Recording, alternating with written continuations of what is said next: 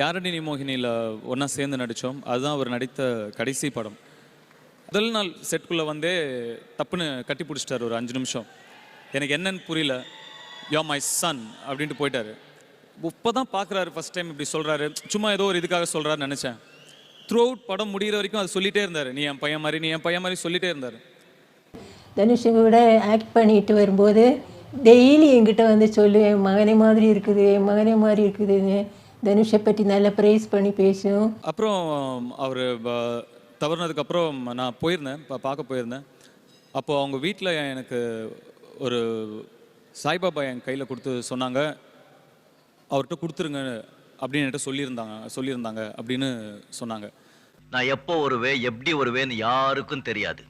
ஆனால் வர வேண்டிய நேரத்தில் கரெக்டாக வருவேன். கேட்கும்போது ரொம்ப எமோஷனல். அவர் எவ்வளோ தூரம் மீன் பண்ணி சொல்லியிருக்காரு. அப்படி அவரோட லாஸ்ட் மூமெண்ட்ஸில் அவர் ஞாபகம் வச்சு எனக்கு அதை கொடுத்துருந்துருக்காரு. ஸோ அது என்ன அவருக்கு என் மேலே அப்படி ஒரு அட்டாச்மெண்ட்னே எனக்கு புரியல.